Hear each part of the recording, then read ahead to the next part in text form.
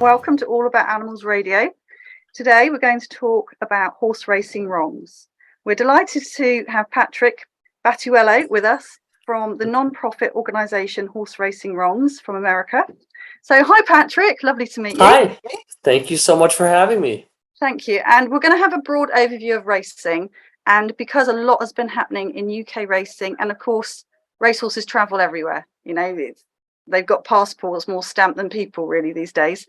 Right. So let's sort of dive into it. And I think it's always good if we can start off with, you know, a bit about your organisation, how you got going, and how you started doing things very differently than other people. Sure. So I was writing an animal rights blog for my local newspaper here in upstate New York. This is going back to 2012, 2013. I was trying to cover all the various animal-related issues, and when I started researching horse racing in America, two things jumped out. First, there was a dearth of information. No one knew how many horses were dying at American tracks, let alone the circumstances. No one knew about the various cruelties. And second, there were no organizations, be they big or small, focused on racehorses. You know, we have circus protests, or had circus protests. Fortunately, Ringling Brothers is no more. Animal testing, fur, factory farming, of course, and greyhound racing. There had been a group focused on that for 20 years. So I just decided someone needed to do this. There was a void in the animal rights community, and I stepped into it. So I do not have a horse background. My knowledge of horse racing was limited to just being a sports fan when I was younger. And because it is sold to us as a sport, just another sport, I did tune in to watch Affirmed and Seattle Slew go for the Triple Crown. And I was aware of who Secretariat was. So I had to learn as I went. And I was fortunate to connect with some outstanding people throughout America. Two in particular really mentored me. I used to pepper them with questions left and right on horses. And I've, without boasting, have become an expert on the horse racing industry as the years have gone on. And this has all been done by factually finding out information. I mean, sure. I mean, I'm the opposite to you. I was really brought up on a racetrack. You know, with my parents always took me to the races, I had horses.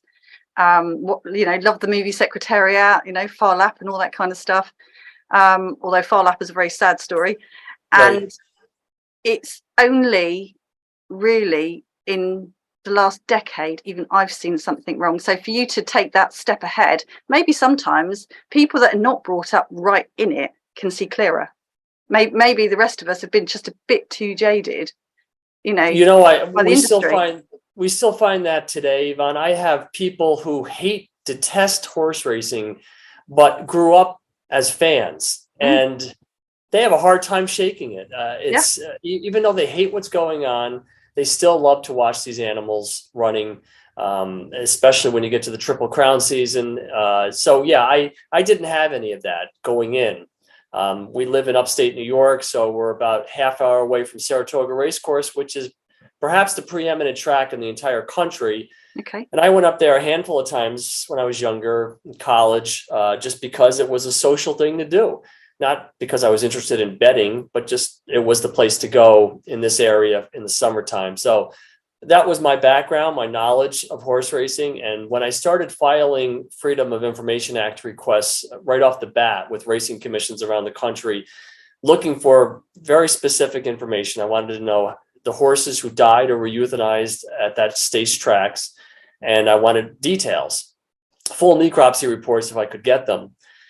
I'm very much fact-based, so I knew going up against this Goliath of an industry that I needed to come armed with facts. And again, a dead horse is a dead horse is a dead horse. There's no refuting it. And so when we started getting this information in, even I was shocked at the scale of the killing. So we estimate that over 2,000 horses are killed at U.S. racetracks every year. Over 2,000, that's about 6 every single day.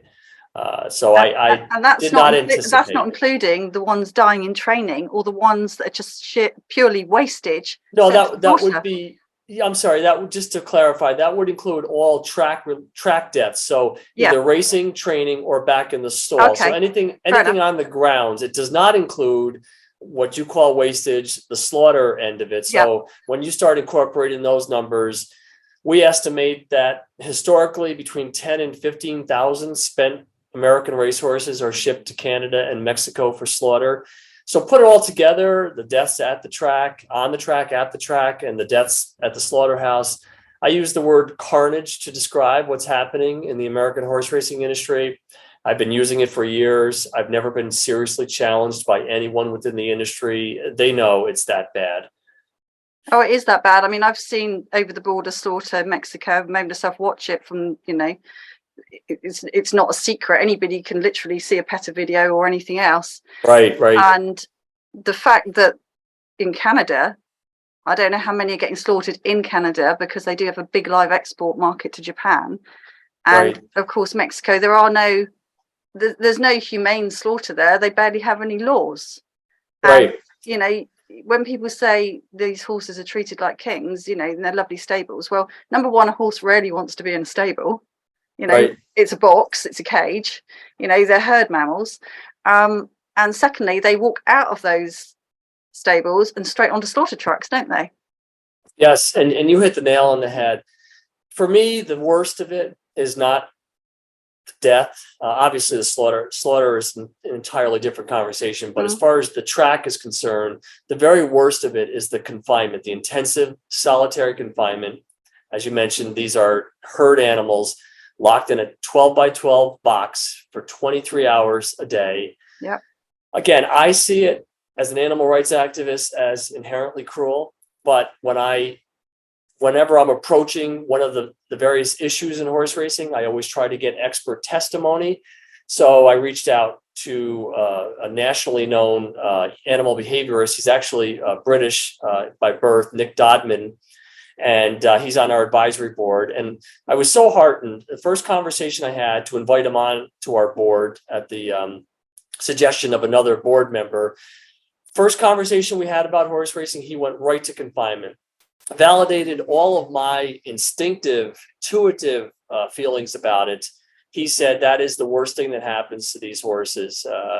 And the best way he could put it into context, he said, if you've ever read accounts of humans who have been kept in solitary confinement in prisons and the terrible distress that they suffer, he said that's what those horses are experiencing. So we see the same stereotypies that we used to see with the circus elephants, the bobbing, the swaying. For the horses, they do a lot of kicking and digging and even self-mutilation, wind-sucking, cribbing. These are clear and unequivocal signs of mental and emotional anguish. And that to me is the worst, because it goes on day after day, month after month, year after year. That is their life. It's horrible. And, when people ask me about horse racing and, what could we do to reduce the deaths? And I have an answer for that, of course. If I'm telling you that over 2,000 horses are dying, and let's say you got every reform that you possibly could ask for, and somehow you were to half that number. For years, we were told by the reformers in the industry, by the way, that America has the worst death numbers. And if it's double what it is in other countries. Now, I don't know that that's true, because I don't have hard data from the UK, from France, from Australia. I know there are groups, of course, fighting that fight. But I like to compare apples to apples. So I don't know if it is significantly worse in America. But even if it is, even if we said it's twice what it is in other countries, my question to them, to these reformers, these people who want to see horse racing preserved, is 1,000 dead horses acceptable? Are you okay with that? You know that you could never get down to zero. So you tell me what the acceptable loss ratio is for this business. What are you willing to tolerate for $2 bets? And so, as far as the killing is concerned, but when they ask me about reforming the industry, I always say, look, they'll never be able to address confinement. They'll never let these animals out in an open space to be able to socialize with their brethren because they're assets. They can't afford that risk. So they're always going to be kept locked up like that. Therefore, horse racing is inherently cruel. It cannot be fixed or reformed, and it must end. Even if, again, you take the deaths entirely out of the equation, that confinement alone is enough. It's because of the scale of it, isn't it? I remember seeing for sale a racing yard in this country, and it was from a very well-known, Group 1 leading trainer. Mm-hmm. And I was quite shocked to read that there was something like 100 stables, and the site was 4 acres. Yes, it's horrible. It was truly horrible to think of those horses in there. And then I remember seeing another trainer's yard a long time ago, and it's a very small trainer, not many horses. And they had actually, because obviously they don't want their horses getting fat eating grass, it doesn't help them when they're trying to run. But this trainer had actually put in almost like a track system walkway where they could go out for 2 to 3 hours a day without scoffing their faces full of grass, but the young horses could all go out and have a bomb about by themselves, which was heartening. And that was something that I thought, okay, fair play that they're doing it. It didn't help the horses on the race course, or the fact that they were getting ridden at 3 years old when their bones and their spine, which is the last thing to develop, doesn't happen until 6 years old.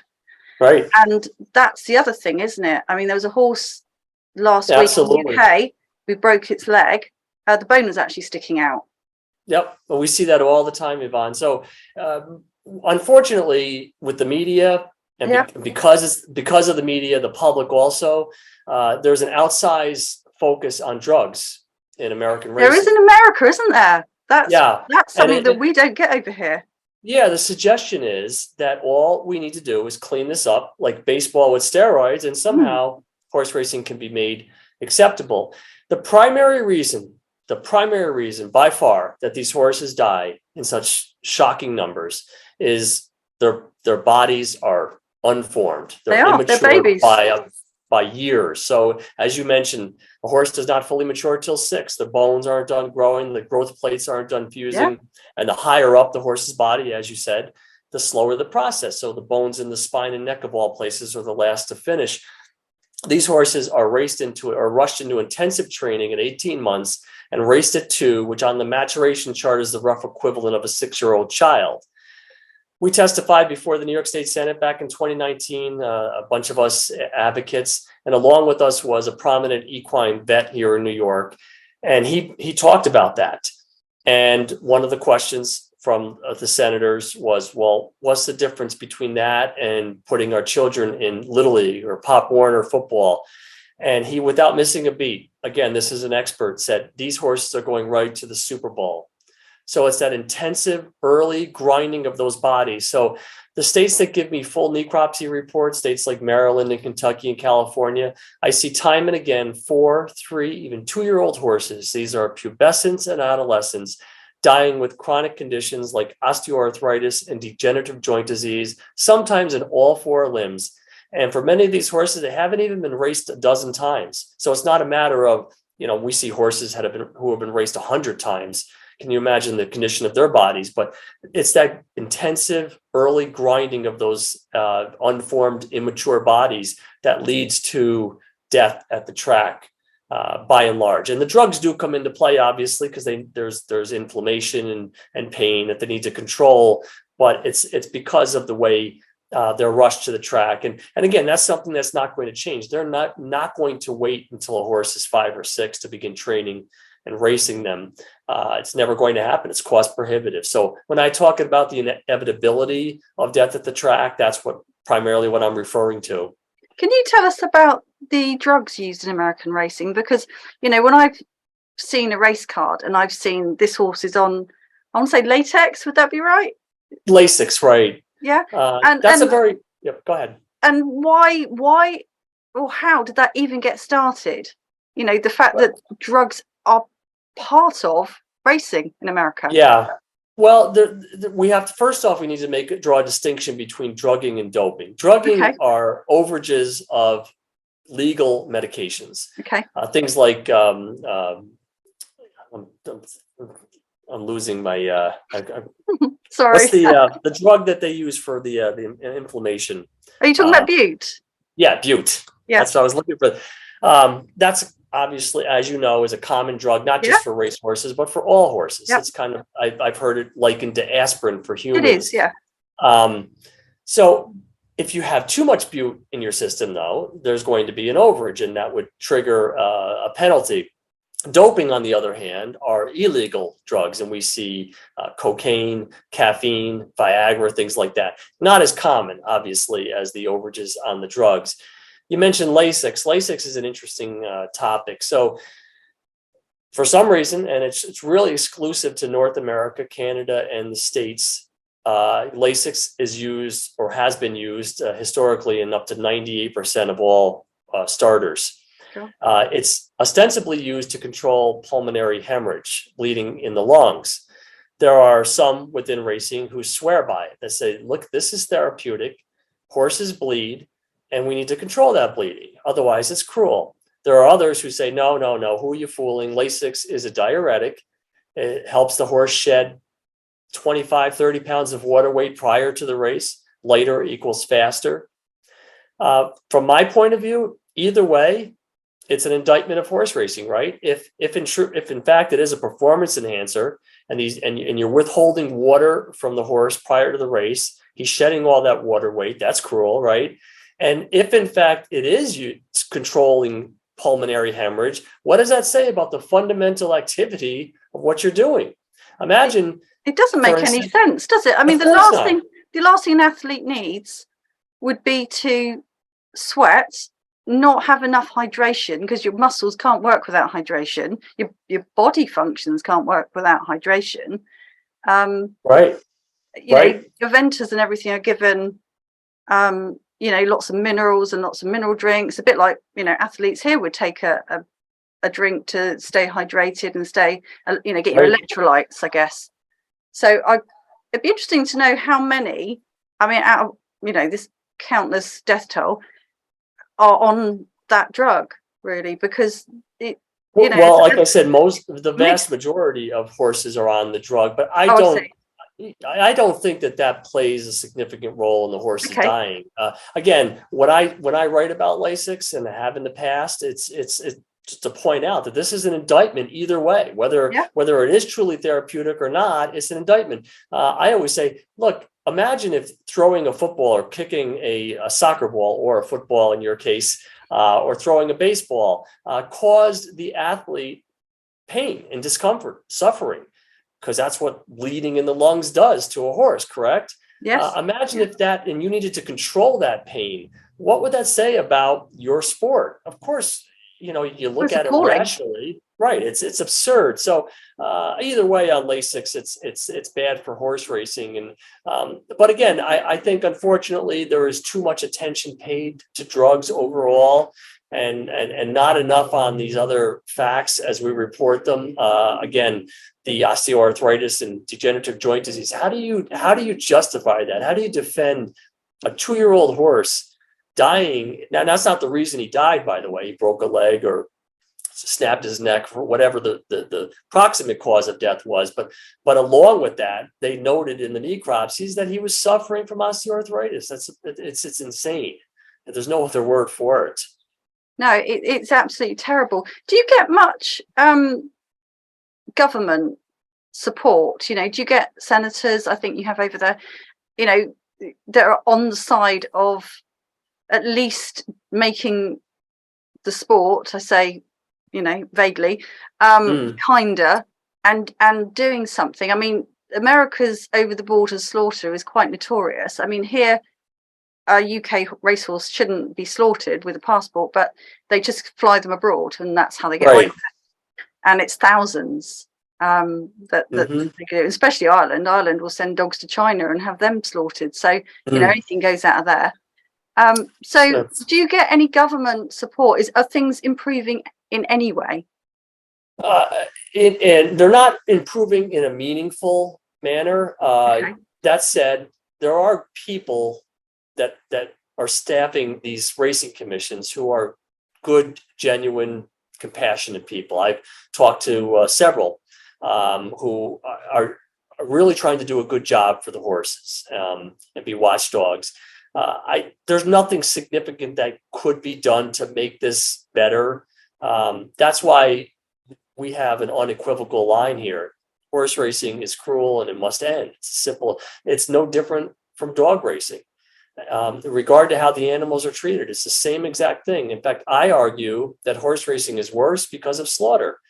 And yet here in America, there are just 2 dog tracks left in the entire country, both in West Virginia, and even more telling, it's prohibited on moral grounds by law in 42 states. Crikey. And yet on the That other is significant. form, it's significant. And the other form of racing gets this cover under the banner of sport, the sport of kings. The Kentucky Derby was just run, the most exciting 2 minutes in sports, again, sold to us as sport. And that's why our main focus as advocates with the public is to try to get people to just approach this with a fresh lens. Look at this objectively, reasonably, listen to what we're saying. And I'm confident that if they do, they'll see this for what it is, just simple animal exploitation and not a sport at all, of course. Now, about, was it 6 or 7 horses died in the last week for the big race? And I think, the favourite was scratched out of the race, wasn't it? Yes. So they had Churchill Downs, one of the top tracks in the country, had 7 kills in 10 days. And as I was fielding media requests, the first thing I would say was that the cluster itself, 7 in 10 days, is unusual. I'll grant that. Death at Churchill Downs, death at any track, though, is not. And so again, I go back to the facts. Over the past 5 years, Churchill Downs has lost 126 horses. That's an average of 25 a year. Again, directly from the Racing Commission in Kentucky. So currently, a little over 4 months into the new year, they're at 7. Those 7 that we just talked about. So they're right on course to hit their historical average of 25. Not unusual at all. And it's really important that people understand that this happens every single day. As I mentioned, it's roughly 6 horses dying at American tracks every single day. I take it that American tracks haven't reduced in number. Actually, are they closing? They are, actually. It's a great question. A lot of people will tell us, "Oh, you guys will never end horse racing, and it's too big, and better to work with the industry to improve things." And I say, look, it's already contracting since the year 2000, and we have a page on our website. 41 tracks have closed around America, and they've only opened 3 new ones, and those only because they're being heavily subsidized by taxpayers, which is another part of the story. Roughly 75% of the tracks in America, 75% are being propped up by corporate welfare. So if not for that money, those tracks would have closed years ago. So it's already contracting. The full crop, which is the number of new thoroughbreds that are registered to race each year with the Jockey Club, is roughly a third of what it was in 1986. All other metrics, the race days, races, the field sizes, they're all down. The handle, the amount wagered on horse racing is also down. Attendance clearly is down. So it's happening as we speak. It's contracting. Obviously, tracks like Churchill Downs and Saratoga, the Triple Crown tracks, they're going to be the last to go. But I have no doubt that we are heading in the right direction. And what about the human element in this? I don't know if this is still true, but I remember watching the UK horse racing program a few years ago, and they said it was different for jockeys and some stable stuff in America. They actually were paid only when the horse won or the horse got placed. And I wonder if that was added pressure, to basically be harder on the horses. Here they get paid if they win or lose. I don't think that's the case, Yvonne. I think that they get paid regardless. Right. I really don't talk much about the human aspect simply because they are autonomous human beings who have a choice, and the horses do not. That's not to say that I don't have sympathy for an injured jockey. In fact, I just had a phone call with a law firm out in California representing a jockey who was paralyzed from a fall from the chest down. And the jockey actually recommended to his attorneys to contact me because I had reported on that death. It was the horse died, of course. And of course I have sympathy for these people. And I have sympathy for the people who work on the back stretches of these tracks. And we get that question a lot. What about all the jobs that are at stake if you get your wish? And the thing is, they can do other jobs. I changed jobs twice in my life. Other people change jobs far more often. You change jobs, don't you? Yeah, and this is how I answer it. I say, look, my grandfathers were both Italian immigrants.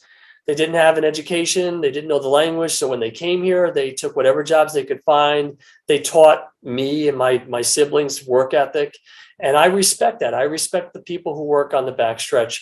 But the fact of the matter is, the vast majority of those jobs are not good. They're not good. They're not well paid. Um, so I always go back to this, though, when we're talking about jobs in relation to the horse racing industry. First off, their numbers are wildly inflated. They throw out ridiculous numbers as far as how many jobs are at stake. But the tracks are sitting on valuable real estate, and they can real estate that can and will be redeveloped. I've got a page on the site talking about how these tracks for the past 20 years that have closed and what they've become, and all kinds of jobs were created in the wake of those tracks closing. That's the capitalist system, correct? One door closes, another one opens. But I always bring it back, and I did get this question, by the way, at the New York State Senate. The senator was representing the Saratoga region, of course, and she was talking about all those jobs that were at stake. And this is how I closed it. I said, but ultimately, each of us needs to answer this simple question. Do you think it's wrong that we are abusing and killing horses? And there's no question that we are abusing and killing horses for lousy $2 bets. And if you say, yes, I do think that's wrong, then I'm sorry, but money and jobs have no place in the conversation. And she really didn't have a retort to that. No, there isn't. Sometimes I wonder, if you stood outside a race course and instead of saying, look, people, will you please, take pity on the horses and everything else, if you just said, have a lovely day. How many do you mind dying today? Yeah. Then really, it's right. It's that line, isn't it? Right. I think people have forgotten to have a line that they think, actually, no, that's too much. And especially when it comes to horses. Unfortunately, I think you're right. When we're up at Saratoga, mostly they're guys that have been drinking, and they'll be real obnoxious, and they'll be laughing at our signs. We'll have a sign that says, 12 horses have died here already this summer, and they start laughing, and it's hard not to engage. Especially when they're being obnoxious like that and laughing about animal suffering. We're never going to reach people like them. No, you're not. But I would, our target, especially up in Saratoga, are the families, because again, like I said, it's mostly a social thing. And when you're bringing your children in to a racetrack, I want those children to see our signs, and I want them to ask their parents later on that day, why were those people out there? Why were they chanting? Why were they upset about what's happening? And I want those parents to have an uncomfortable conversation with their kids. And so that's what we're only asking people to just rethink this. How many traditions have we had as human beings that upon further review were rightly deemed immoral? So that's no excuse. We can't. I like the family aspect, because when I think back, when I took my kids when they were tiny, it was a fun afternoon, get the races, and they had the face painting and maybe a bouncy castle, and they had little ponies, and it was only then that I thought, well, I'm saying, watch out if you take your pony when you ride it past, I don't know, a flappy bag that's on the side of the road, don't frighten your pony. And then there's a whopping great bouncy castle, almost a circus by the side of these horses. And it's far more now full of drunks, race courses. Yes. I remember some people kicking bins over, some middle-aged guys. And you just thought, all of a sudden, when you change the way you look at things, the things you look at change, doesn't it? And it was a case of, actually, I wouldn't put my own horses amongst all that. I'd be horrified, that they would have to endure that, and especially as 1-2-year-olds. And then if you go down to the start in these races, and of course they ban it now that you can't, but they used to be able to go down. And when you go down, and all you see the jockeys first of all very nicely taking the horses down all nice and quiet, and the commentator will say, they're trying to make sure that such and such gets down there nice and quietly, so they're all ready. But you go down and listen to them in the stalls and hear how loud and how the jockeys are jeering up those horses, and ready for the for the exit, and of course it Hmm. doesn't always play to their strengths, but it's noisy for a young horse who's 2, 3 years old, who Right. has come out of a, I'll say, professional place where they all line up every morning for their gallops, and everything's done so and so. They almost step into another world, and they got to Yes, control it. And absolutely. and then it is nothing. I remember listening to Monty Roberts years ago. Hmm. He's a great racing fan, and trains the Queen's horses over here and all this kind of stuff, or when Her Majesty was alive. And he tried for years to improve racing. I think he's got some American racehorses, and they don't get ridden with a whip. But he's one of those people. And when you say, you can't make the changes good enough, I think in some ways it shows, because how many people, or what would it take for everybody to wait until the horse was mature, everybody to not ride with a whip, everybody to make the stall safer?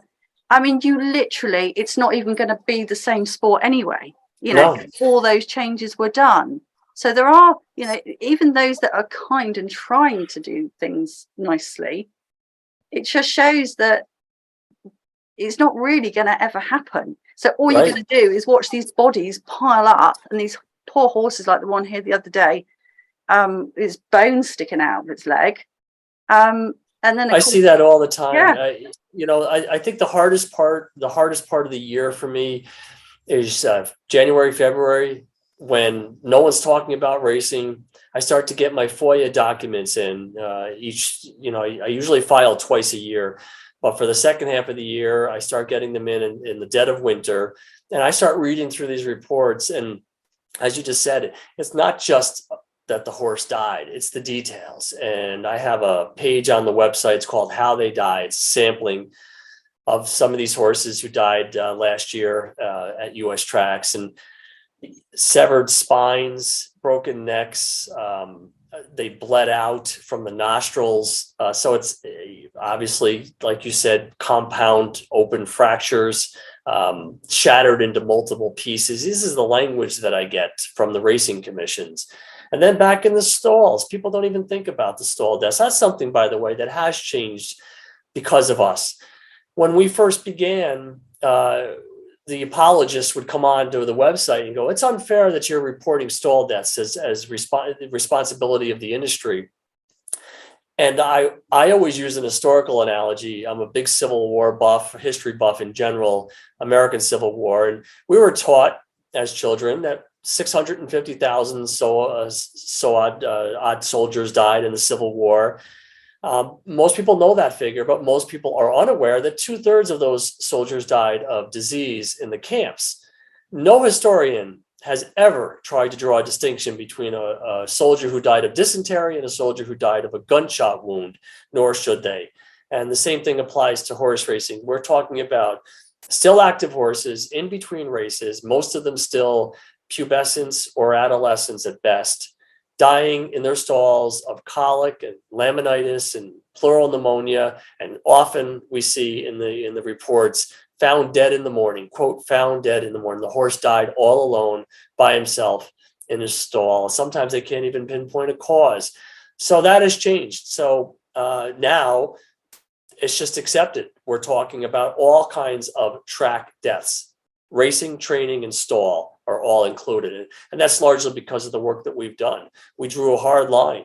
Absolutely, the industry is responsible. And anyone who says that comes on the site and goes, well, how, horses can and do colic anywhere that horses are kept, that's true. But again, I go back to my research. I have scientists saying that horses are at a higher risk, racehorses, are at a higher risk of developing colic than other horses because of the way they're fed, how they're kept, etc. So again, it's in its totality, we're talking about just a horrific industry from beginning to end.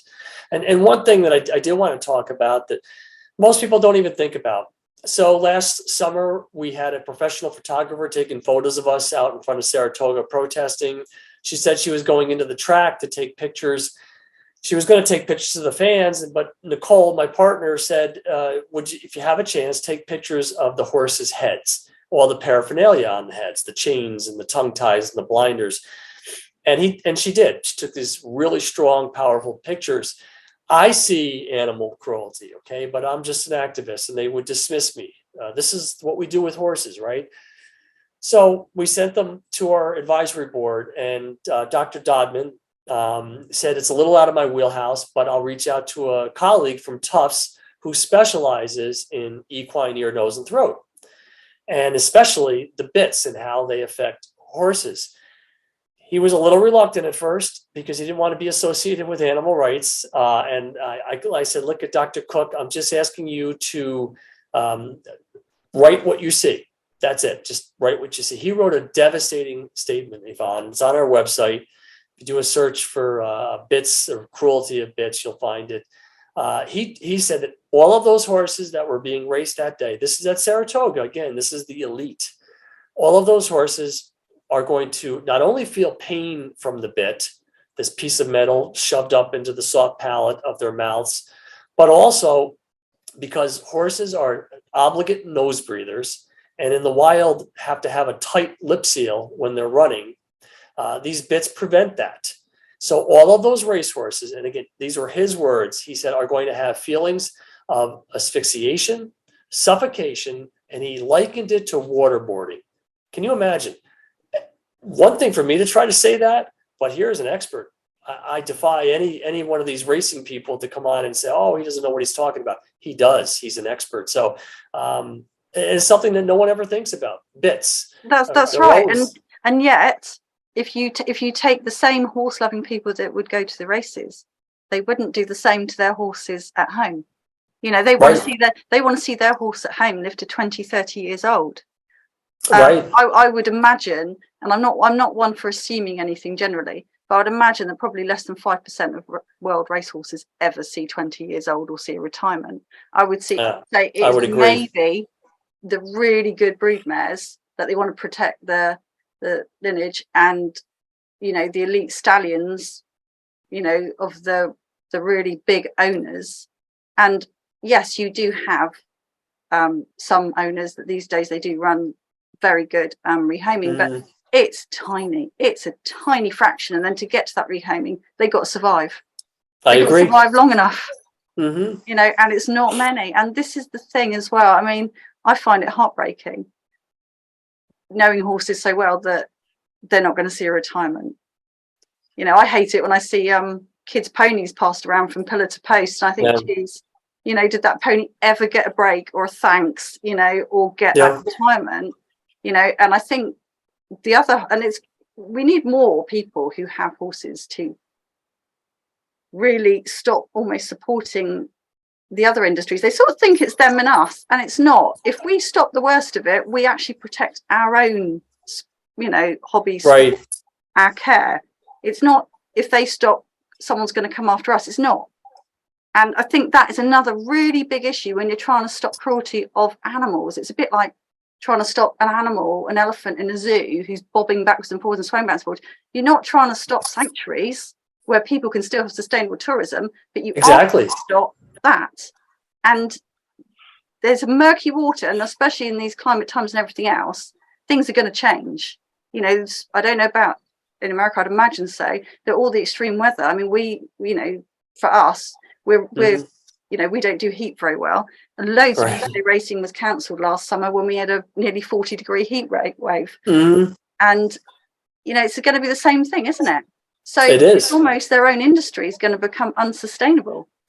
It already is unsustainable, I would argue, that the demographics are really bad for horse racing. They don't draw the younger generations. Now, the reason for that is twofold. One, there is more competition for the gambling dollar, which is ironic because the racing industry, when they go to state legislatures and ask for these taxpayer handouts, they argue that it's unfair. We can't compete with lotteries and casinos when they had a monopoly on legal gambling in America for decades. But clearly there is more competition, and now it's even worse because we have mobile sports betting. I don't know if you have it in the UK, but I don't know.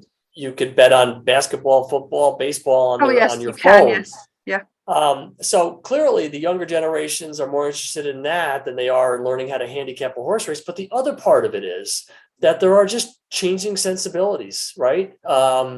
Where you don't have to be a vegan animal rights activist to look at this and say, why are we still whipping horses so I can place a bet when I can go to a casino, or I can now bet on my phone, I can bet on basketball.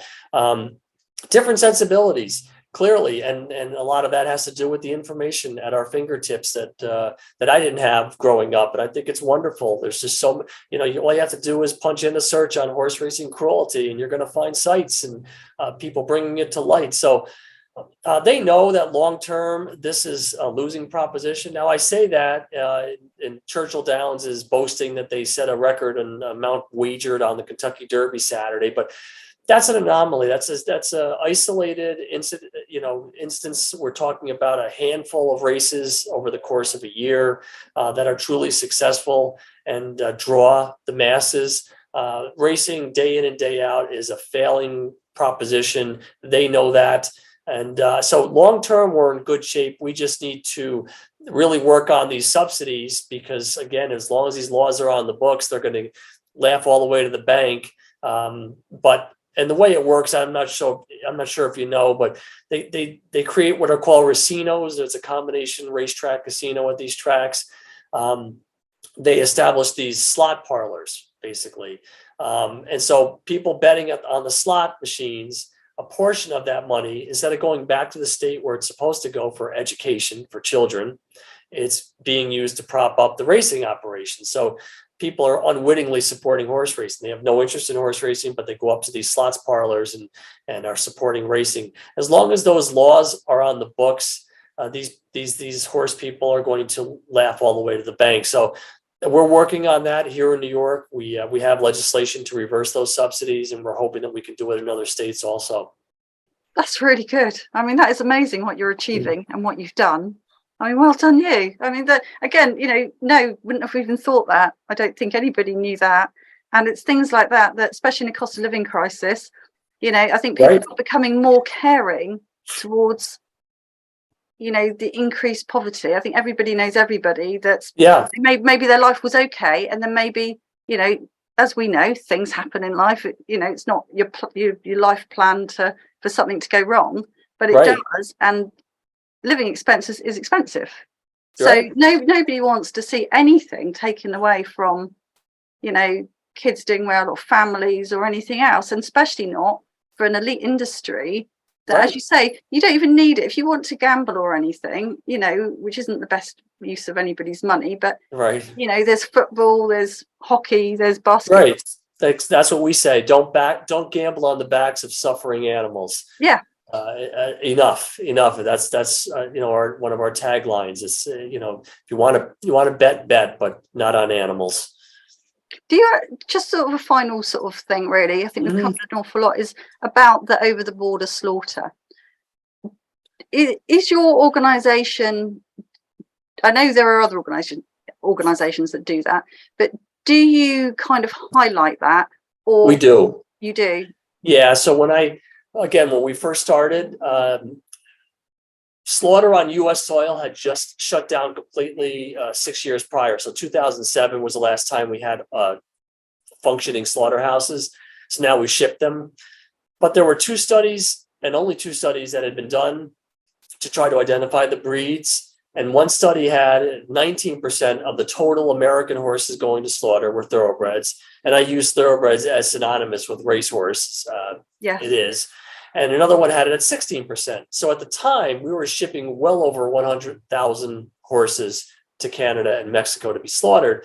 So a quick check of the math, we're talking anywhere between 16 and 19,000 former racehorses, thoroughbreds only, mind you. We're not, there are standardbreds and quarter horses also going to slaughter. So clearly, you can see how these numbers get out of control quickly. We also talk about what happens at the slaughterhouse. So, full disclosure, I'm vegan, and I don't believe we should be slaughtering any animal for food, but it is that much worse, if it's possible, for horses because they are flight animals, and they get to the slaughterhouse Also, I think anatomically, the brains are toward the back of the head, so it's more difficult to achieve a true kill shot, either with a rifle or that retractable metal bolt. So often it takes multiple tries. There was undercover video from Canada showing this man shooting a 22 caliber rifle at a horse in the kill pen, and the horse is flailing because he's been hit multiple times, hasn't been outright killed or rendered unconscious as he's supposed to by law. The man just nonchalantly walks across the floor to get more ammunition, takes his time getting back into position. Meanwhile, the horse is just is dying an excruciating death. So often they're bled out and butchered, sometimes while still conscious.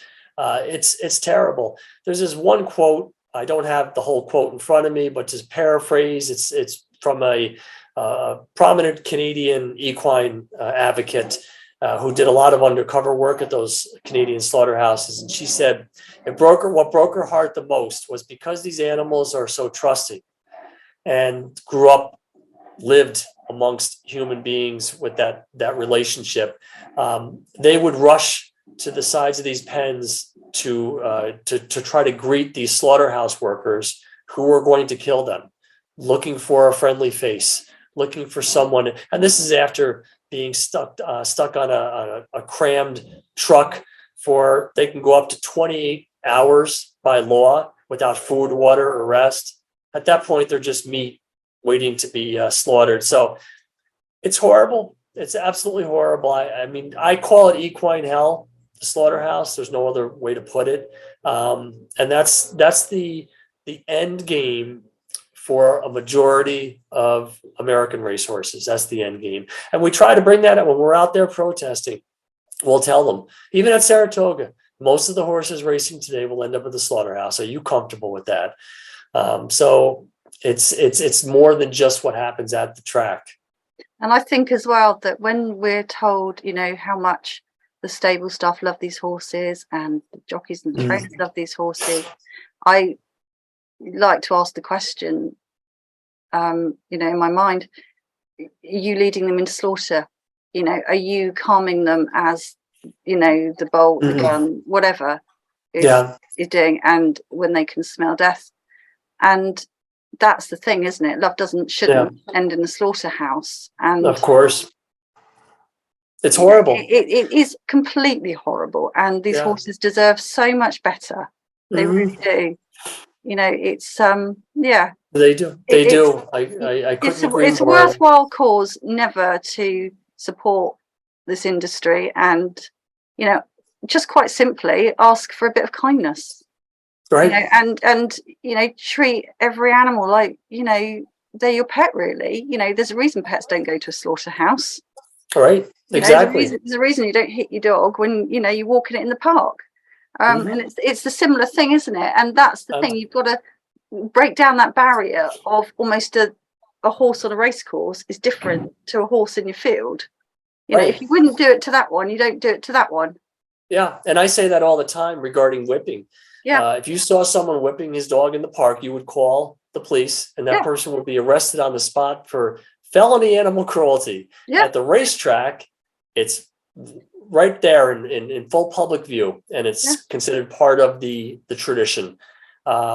So again, you just try to bring these things to the public's consciousness, bring awareness to what is happening, and hoping that in their quiet moments, they will think about this and again, approach it with a fresh lens and see it for what it is. And again, it's not the worst thing that we do to animals, clearly. By scale, we're talking about factory farming or animal testing, but there's just no justification, is there? No, and it doesn't all need entertainment. It doesn't all need to end on the same minute, on the same day. It just all needs to scale down and, and just calm down and stop and, just rethink it. Right, absolutely. We can live alongside and still, keep pets and everything else. It's just a case of let's have a rethink here.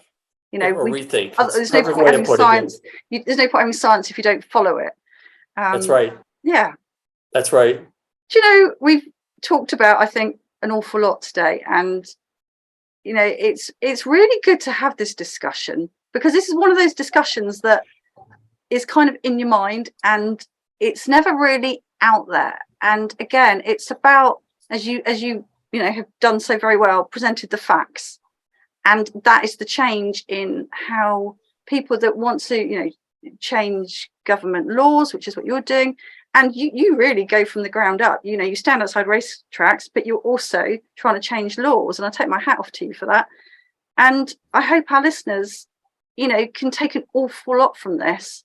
And again, if you can add a letter of support or just do something that backs, organisations such as yourself up.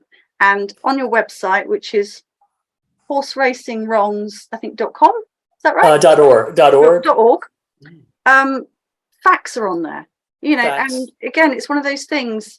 Organisations such as yourself are there to help people, and it's to help people, spread awareness, share the information, because if everybody shares a bit of it, one or two people pick it up, and with our internet that actually can do a good job, it's amazing how far you can reach, and I think, we''d all love to be able to just help in any way we can.